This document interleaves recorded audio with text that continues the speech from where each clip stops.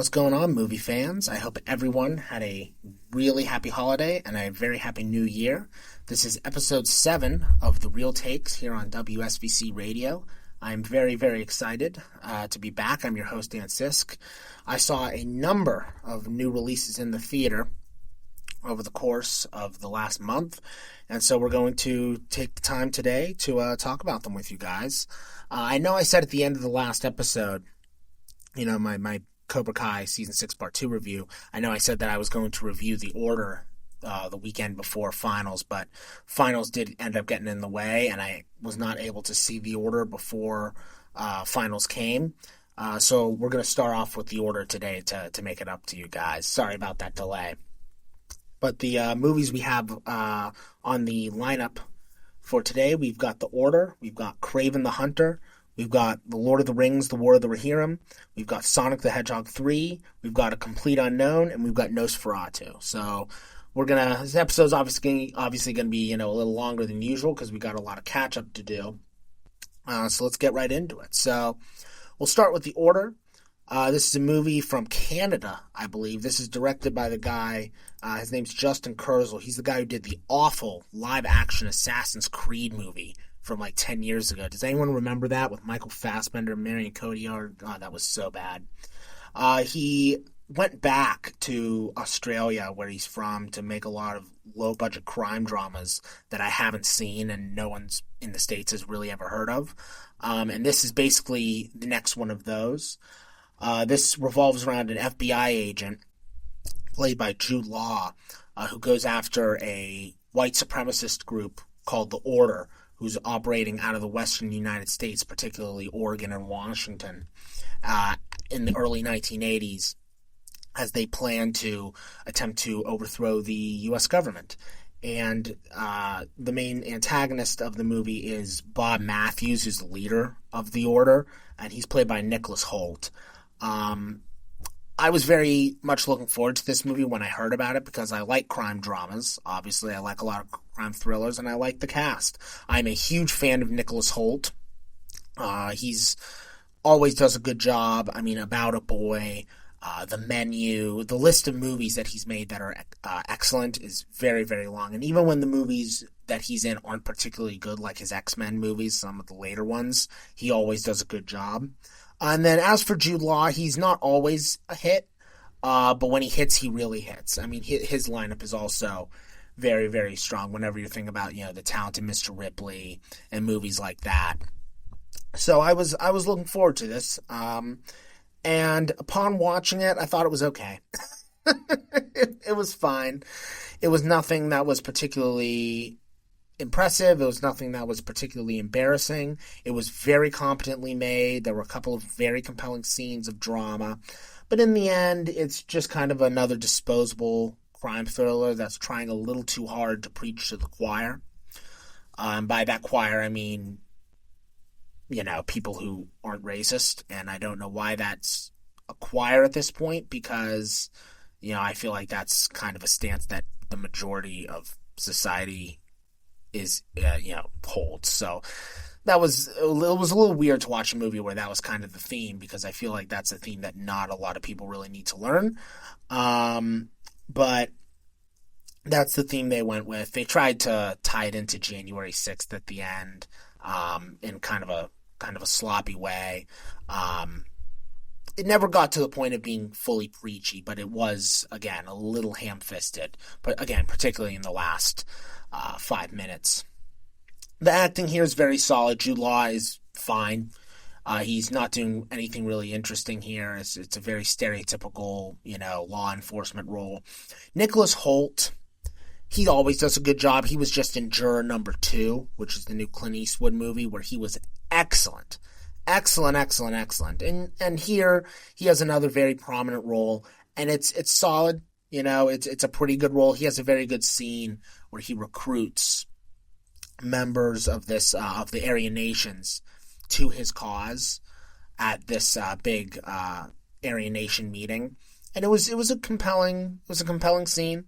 But overall, it's not a very deep role. It's not a very nuanced role. He does what he can, but the script really limits him in that regard. Yeah, I mean, this is a disposable crime thriller. I feel like it's nothing that you need to see. If you're looking for something to stream, I believe it's going to come to Amazon Prime very soon. It's, it's a fine movie to have on in the background. It's something that you don't really need to pay full attention to while you're watching it. Watch it if you want. It's not particularly gruesome or adult. I don't think it's something that is particularly graphic for any younger viewers. This felt very PG-13 to me, to be totally honest with you, outside of a couple moments with some gratuitous blood. So, I mean, if you want to just kind of have this on in the background to kill time, I think it does the trick. So, that's pretty much it on the order. Not much to say. It's not a very deep movie, but it's moderately entertaining. It's well made, acting solid. It does the trick. Okay, so moving on to Kraven the Hunter. God help us that I sat and watched this steaming pile of trash. Look, guys, I'm a Marvel fan. Sony Marvel is dead to me. I started this show by doing Venom 3, and you got to hear me lose my sanity talking about Venom 3, and you're going to hear me lose my sanity again as I talk about Kraven the Hunter. This is directed by J.C. Chandor, who's directed a number of movies that I have not seen. I haven't seen A Most Violent Year. I haven't seen All Is Lost. I haven't seen Margin Call. He's got a pretty stacked lineup of movies, so I don't know why. I actually do know what happened here, which is what I'll kind of end this segment on. This stars Aaron Taylor Johnson. I mean, he's in a slew of movies. Godzilla. What else?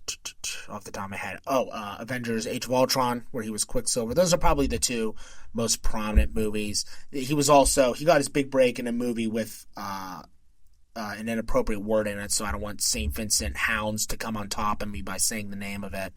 But you know the movie that I'm talking about. It's a superhero flick. He's very good in that movie. He's hit or miss. But he's fine. It also has a really good cast. It has Russell Crowe, Alessandro Nivola, Christopher Abbott, Fred Hechinger, and Ariana DeBose from West Side Story. Guys, this movie is unwatchably awful. I don't even know where to start. It's poorly shot. It's poorly paced. The acting sucks. The action sequences are forgettable and boring. The storyline is nonsense. Everything that could have gone wrong did go wrong with this movie, and it is even more evidence that the Sony Venomverse, whatever they want to call this little side project, did not work out. Outside of the three Venom movies, you have Morbius, Madam Web, and Kraven the Hunter, and I would consider all three of those movies to be 1 out of 10 at the best. I mean, those are three horrendous movies showing that Sony does not care about the Spider-Man property. They don't care about making good movies. They want to make movies solely to retain the rights to the Spider-Man character. They don't make these movies out of love. They make it so that they can add a dollar amount to their spreadsheet. And the fans are starting to, rebel against these kinds of movies. Morbius, Madam Web, and Kraven the Hunter are all colossal failures, and the three Venom movies, the first Venom made a ton of money, and the subsequent sequels progressively made less and less at the box office. So the fans are speaking up, and they recognize that these movies are trash, and they recognize that no one should be supporting them. I guess I should talk about the story. For those of you who don't know, I got off topic because I got so upset at Sony, but let's talk about the actual movie. So this is about Sergei Kravinoff. He's a classic Spider-Man villain. He's a member of the Sinister Six, which is the primary group of Spider-Man villains. His brother is the Chameleon, played by Fred Hechinger. They grow up with their father, Russell Crowe, and their father's a crime lord. And Sergei runs away, and becomes an anti-hero who they're trying to set up as a villain for Spider-Man, but he isn't really a villain because he has to be the hero of his own story.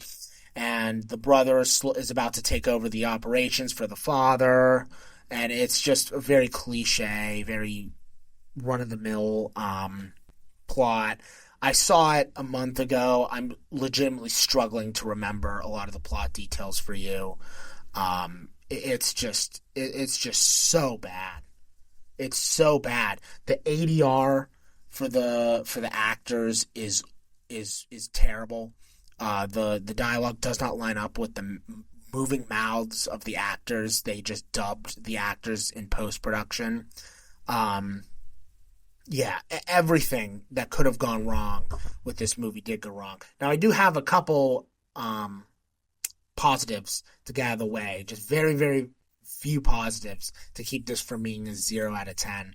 Fred Hechinger plays, like I said, his brother, who ends up being the Chameleon, who's like a C-D-list villain in Marvel Comics, in Spider-Man comics specifically. He's very good. I saw Fred Hechinger for the first time in The White Lotus, season 1 on HBO, where I thought he did a good job. And then he was one of the villains. He was one of the emperors in Gladiator 2.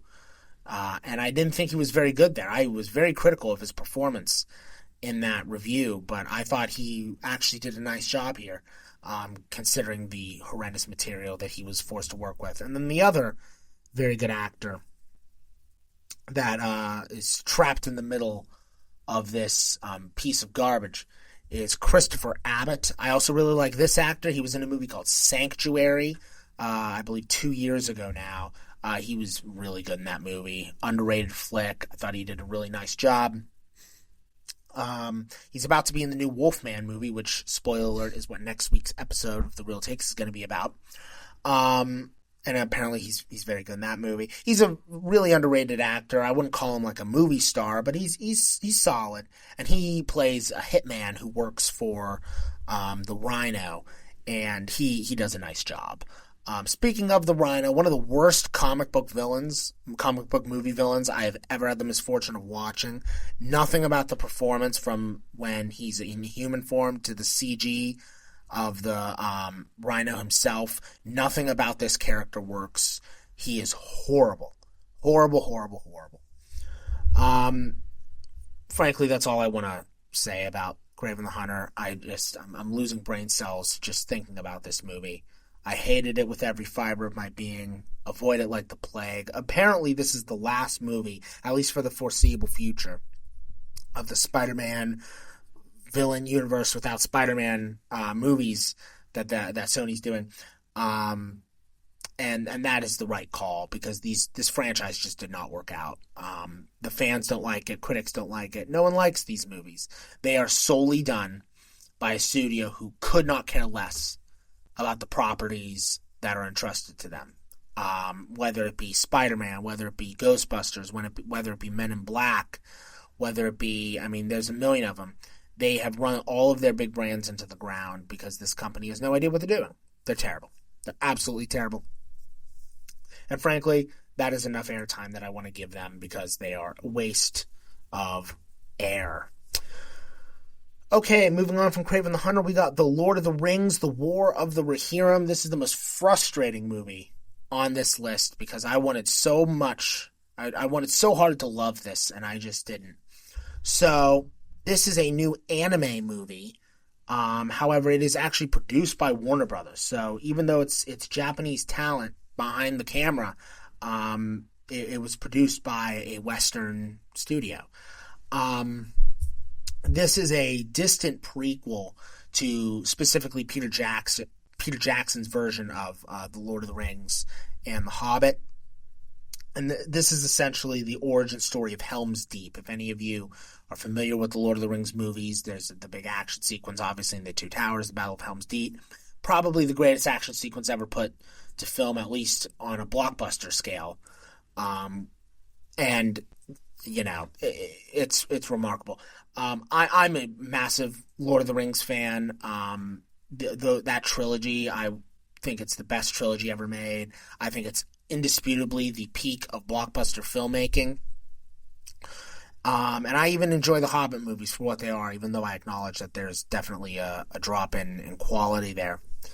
Um, but this was essentially a movie that was produced just to keep the rights, because right now Warner Brothers is planning to make two more live action movies in the Lord of the Rings world, with Peter Jackson, Philippa Boyens, and Fran Walsh involved. Those are the three individuals who really spearheaded the Lord of the Rings trilogy. And they did this, they made this movie so that New Line Cinema, who owns the film rights to Tolkien, would not lose said film rights, because the live action movies that they're planning would not have been ready by the time that that they lost the rights. So this was just a really rushed animated movie that got only a $30 million budget and was dropped in theaters with practically no marketing. However, I was still very excited about this movie because, again, I love Peter Jackson. He's one of my favorite directors. I love the Lord of the Rings trilogy. I love the world of Tolkien, so I really wanted to love this.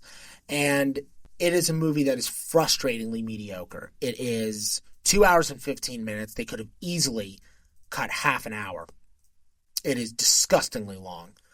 The voice acting is dull and uninspired. The lead protagonist is Helm's daughter. They don't even make Helm Hammerhand the lead. They make his daughter the lead. And she is the most boring lead protagonist I have seen in my life. She has no personality. There's nothing original about this character, which is a character that's basically created for this movie. Some of the animation is very cheap. You can tell that they cut corners. You can see the $30 million budget.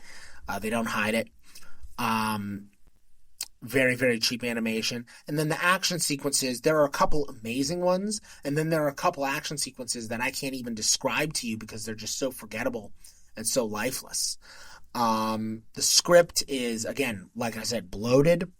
It's uninspired. It's, again, very slow movie, very boring movie, and it's unnecessary. It doesn't add anything to the world of Middle-earth, and that, I think, is the biggest issue with it. It was a colossal box office failure, surprising no one. I mean, they didn't market the movie at all. And, this was a really frustrating watch because I wanted to like it. And it was just so bland and so uninspired and so boring. It's hard for me to recommend that you guys go watch it because, again, it's just a nothing burger on almost every conceivable level. So, yeah, that's Lord of the Rings, War of the Rohirrim. The music was pretty good. I'll give it that, the music. But, obviously the Lord of the Rings score is iconic. So, is that really positive at this point? I mean, we expect that from Peter Jackson's Middle-earth. This does not give me confidence in the future Lord of the Rings movies that they are planning. Again, like I said, they made a deal with Warner Brothers to make two new live-action movies, and they're both going to be standalones. The first one is going to be The Hunt for Gollum, which is going to be a prequel to The Fellowship of the Ring and show how basically the Nazgul got their hands on Gollum. It's going to have Viggo Mortensen return as a major character. Obviously, Andy Serkis will be directing it.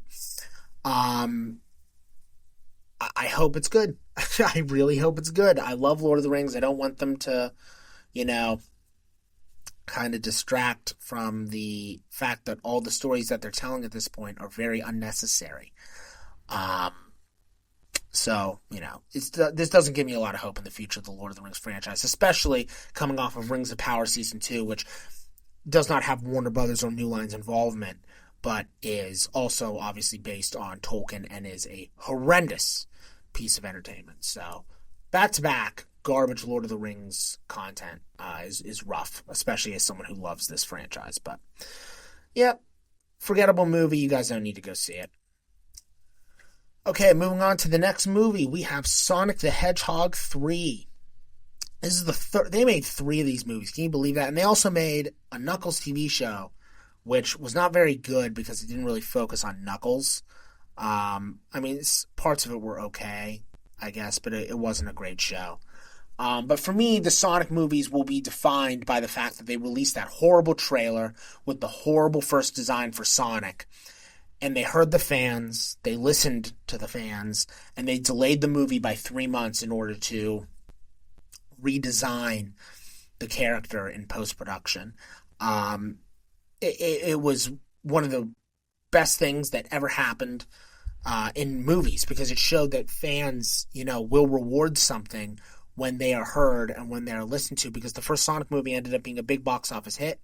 And the subsequent sequels have progressively made more and more and more money. Sonic 3 is, in fact, about to overtake Sonic 2 to be the highest grossing of the trilogy. As for my stance on these movies, the first two were fine. They're, disposable family movies. A lot of puns. Too many puns. I'm not a pun person, so those were pretty insufferable. But Jim Carrey back doing his shtick was entertaining. And I love the Knuckles character in particular. I love that character. I thought he was great, which is what made the show so disappointing. There wasn't enough Knuckles. But yeah, the first two were okay. I'm a big video game fan, but I was never a big Sonic person, so I didn't really have a big horse in that race. So I went into Sonic 3, again, having seen the two movies previously and having seen the show, kind of lukewarm on the Sonic franchise.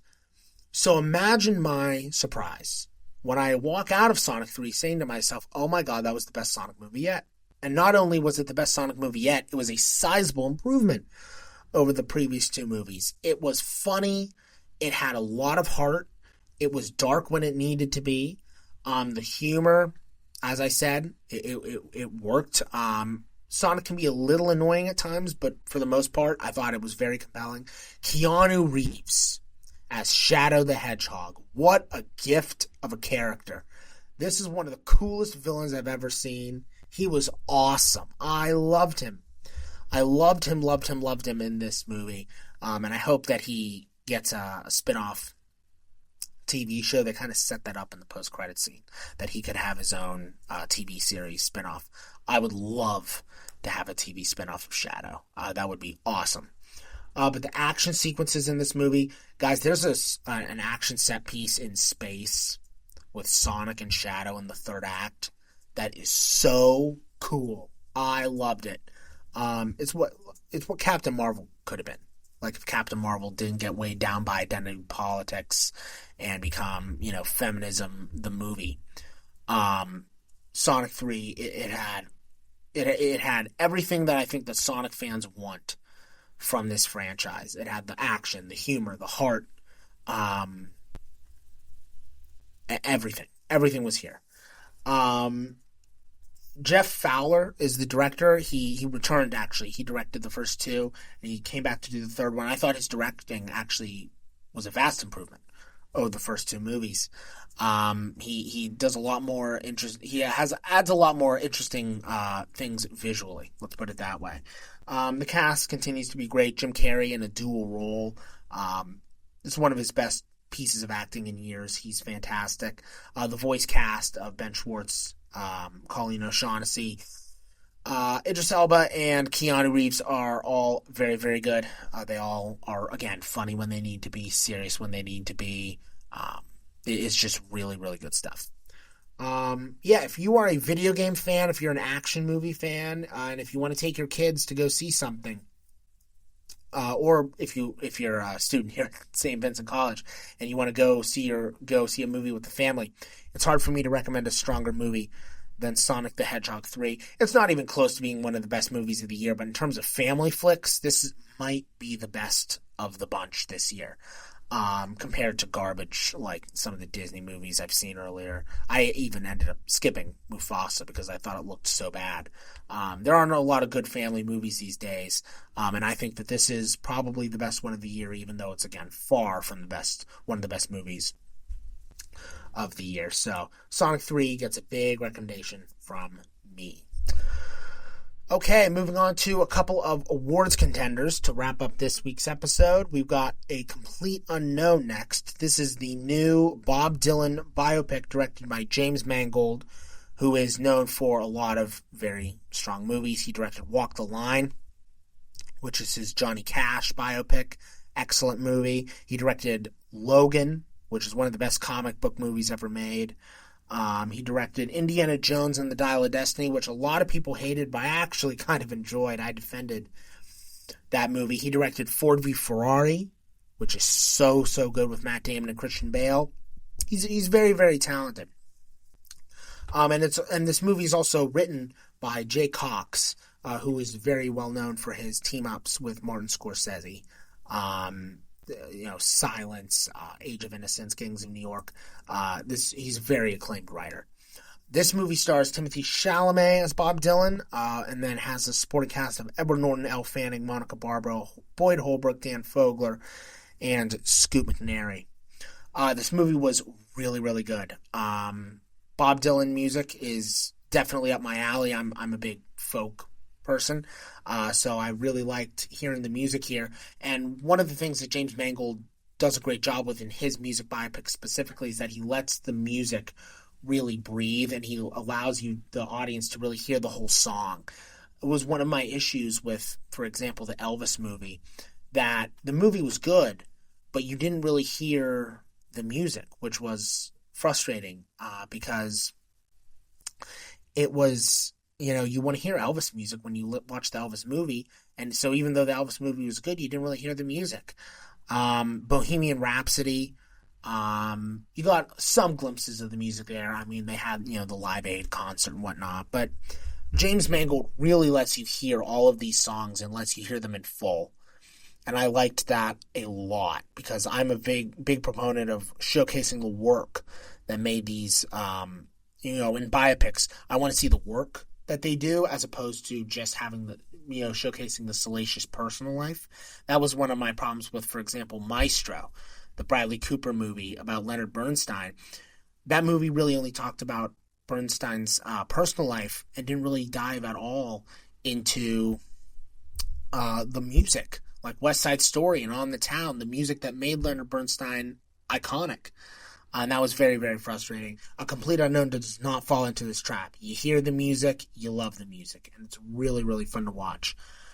Timothy Chalamet. Oh my God. This is one of the best lead performances I've seen in the last couple of years. He is so good here. He has everything. He has the stage presence, the screen presence, I should say. He has the voice. He can play the harmonica and the guitar.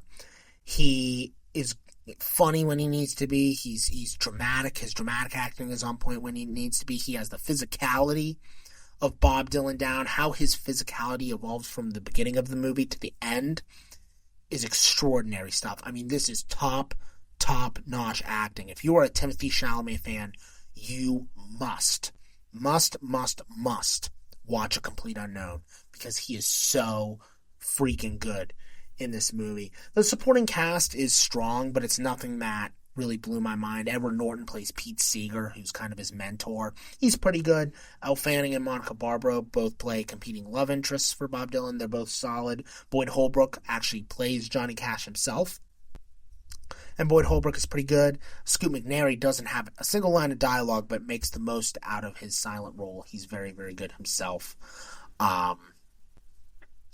It's just a very, really solid biopic. I thoroughly enjoyed it. It made my top 10 of 2024, as a matter of fact.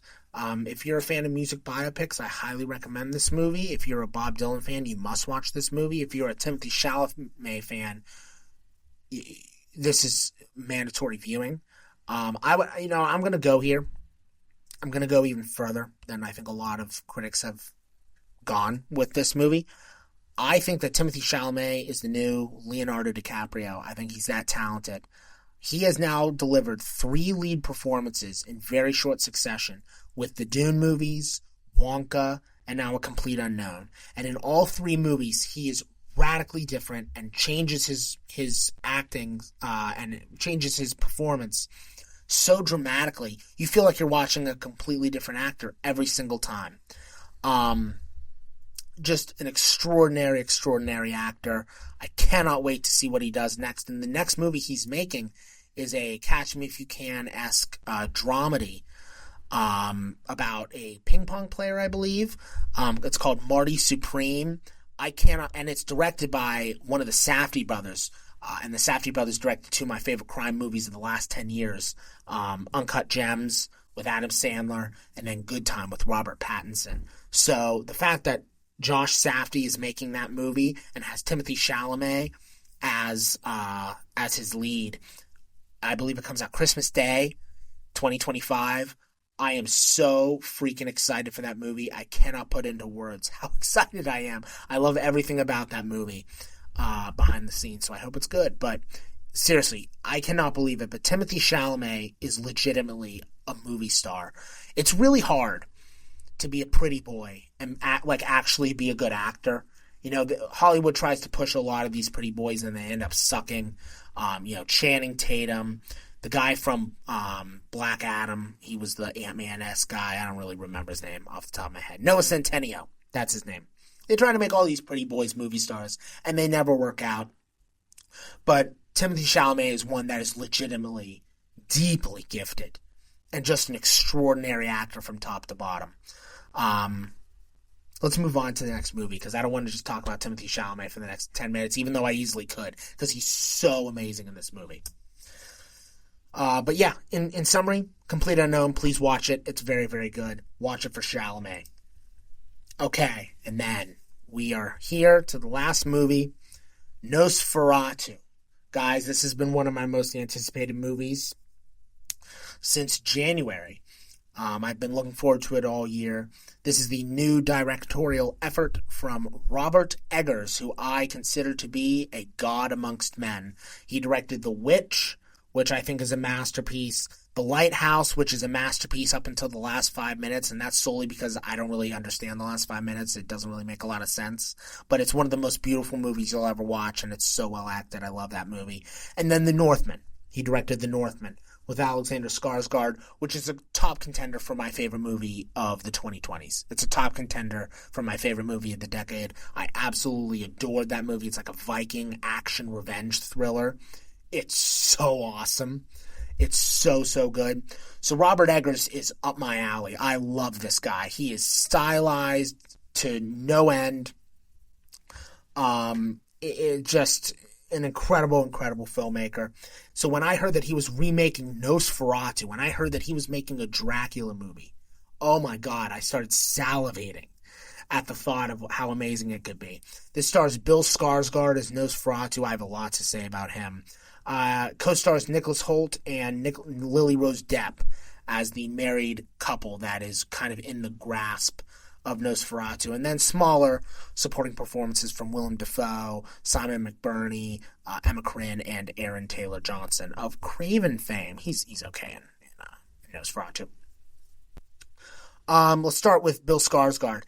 Move over Colin Farrell for the Penguin. Move over Jared Leto for House of Gucci. This is the most dramatic prosthetic transformation that I have ever seen in my life.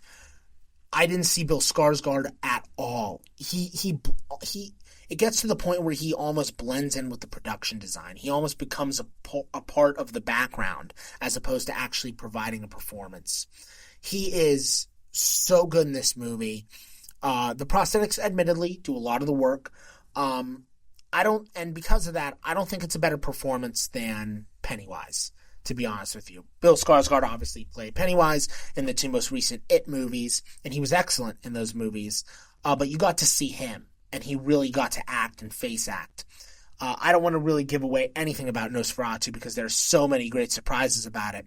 But let's just say that one of the stylistic changes that Eggers made to this character is the addition of a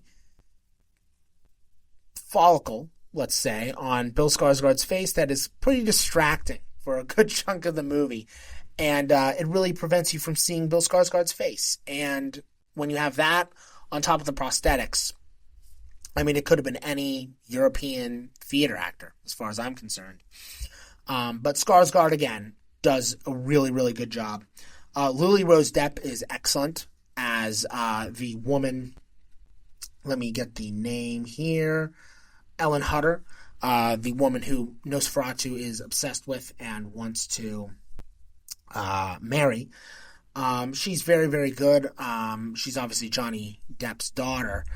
And she was in that awful HBO show, The Idol, which I heard was like unwatchable and exploitative of women.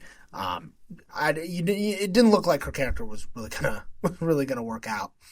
But Lily Rose Depp does a very good job, and then Nicholas Hoult, what a shocker, great actor, does a very nice job as the married man who is stuck working with Nosferatu as a real estate agent and is kind of under the spell of Count Orlok. Now let's get to what I really want to talk about, which is Robert Eggers. Guys, this movie is so beautiful in every conceivable way. Every shot looks like it took 4 days to light. Robert Eggers never found a candle that he didn't think he could exploit. I mean, there's so many shots in this movie and sequences that are solely lit by candles, and they are hypnotic. The visuals are absolutely gorgeous. There is a scene when Nicholas Holt's character is going to Transylvania to speak with Orlok, and he gets in a carriage so that the carriage can go up to Orlok's castle, and it's a sequence where he's like surrounded by trees, and it is just so beautiful. My mouth was agape at how beautiful this movie was. His use of shadow, his use of lighting, his use of staging and framing and composition, shot composition. You don't get better than this from a craftsmanship perspective. I do think that the lighthouse is a scooch more pretty in that regard, largely because Robert Eggers took a very limited, had a limited scope with that movie. I mean, that movie takes place entirely in a lighthouse.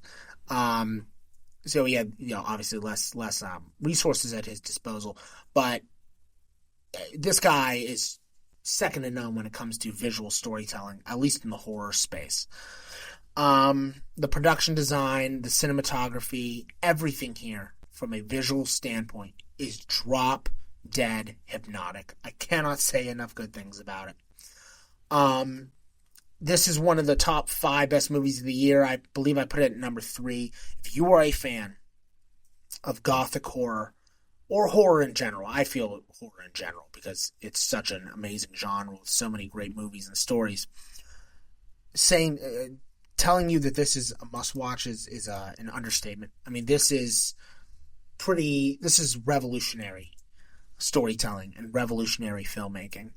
I think that The Substance is a little better in terms of horror movies this year. I think The Substance is a masterpiece.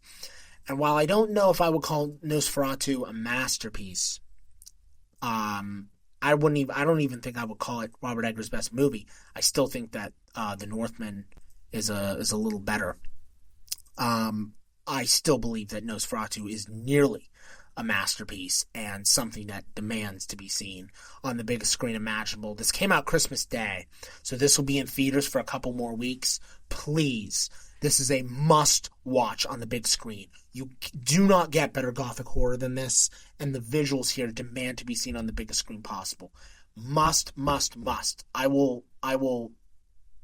find you and hurt you if you do not see this movie in theaters.